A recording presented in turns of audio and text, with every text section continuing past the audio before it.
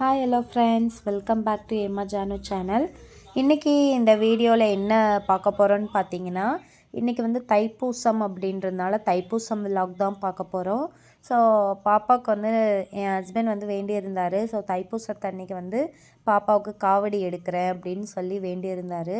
நானும் காலையிலேயே சீக்கிரமாக எழுந்திரிச்சு, எப்பயுமே பார்த்தீங்கன்னா டியூஸ்டே ஃப்ரைடே ஆனால் மார்னிங் 5 o'clock எழுந்திரிச்சு வீடெல்லாம் தொடச்சி எல்லா வேலையும் முடிச்சுட்டு அதுக்கப்புறம் சாமிக்கு காலையில் ஒரு 6-6:30க்கெல்லாம் நான் பூஜை பண்ணிவிடுவேன். ரெகுலராகவே இது மாதிரி தான் பண்ணுவேன்.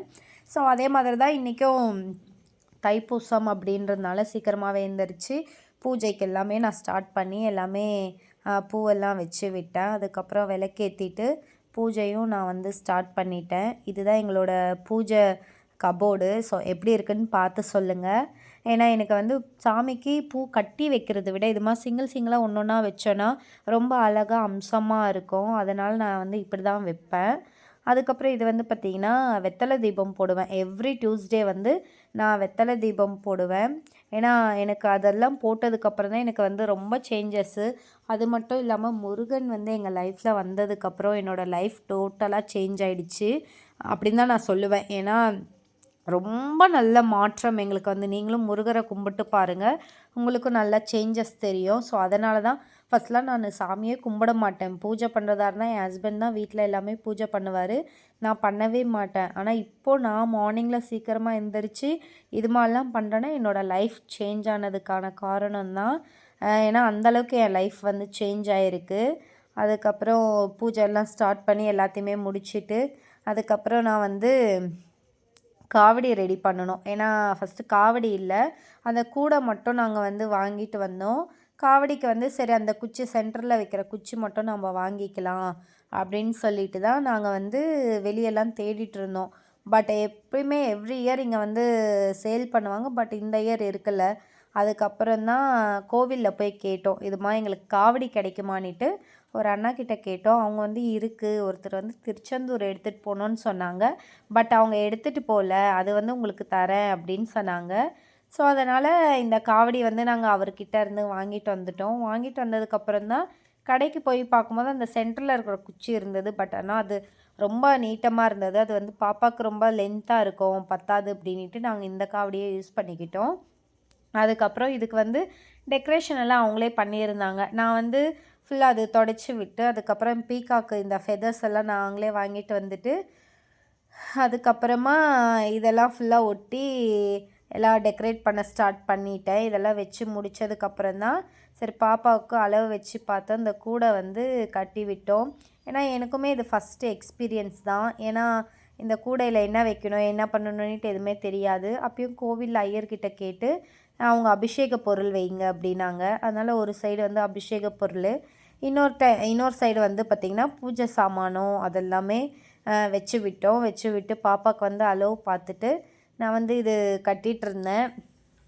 ஏன்னா பாப்பாவுமே பார்த்திங்கன்னா இந்த சாமி கும்பிடுறதுலையாகட்டும் முருகர் இதுலேயாகட்டும் பாப்பாவுமே தீவிரமாக கும்பிடுவாங்க. ஏன்னா இப்போ நானுமே சேஞ்ச் ஆகிட்டேன்னா பாப்பாவும் சேஞ்ச் ஆகாமல் இருப்பாங்களா, அதனால் நாங்கள் வந்து எப்பயுமே முருகர் முருகர் அப்படின்னு தான் கும்பிட்டுட்டே இருப்போம். நீங்களும் கும்பிட்டு பாருங்கள், உங்களுக்கும் நிறைய சேஞ்சஸ் தெரியும்.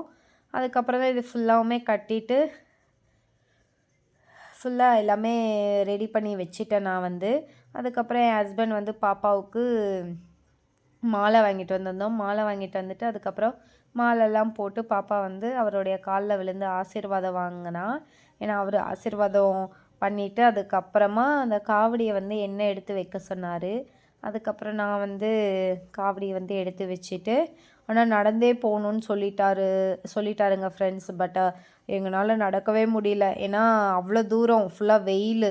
ஏன்னா ஐயருமே நீங்கள் ஒரு 11 o'clock அப்படி வாங்க, அப்போ தான் உள்ளார வந்து நீங்கள் ஃப்ரீயாக பார்க்க முடியும் அப்படின்னு சொல்லிட்டாங்க. அதனால் நாங்கள் இங்கேருந்து கிளம்புனதே 10:15க்கு அப்படி தான் கிளம்புனோம்.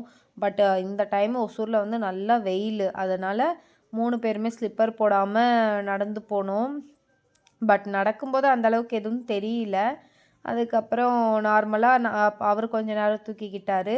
ஆனால் ஃபுல் அண்ட் ஃபுல் என்ன தான் தூக்க விட்டாங்க இவங்க. ஏன்னா பாப்பாவால் அவ்வளோ தூரம் முடியல. ஏன்னா அந்த லென்த்து பாருங்கள் எவ்வளோ தூரம் நடந்து வரணும்.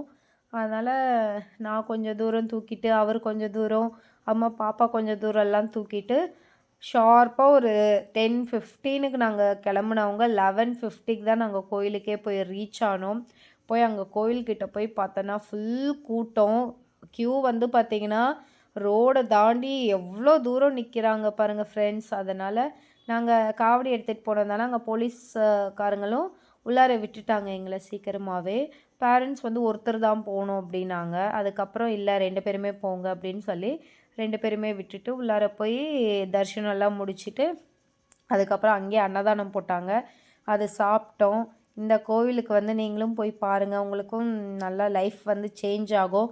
பட் அன்றைக்கி பயங்கர கூட்டம், உள்ளார ஃபுல் ரஷ்ஷு.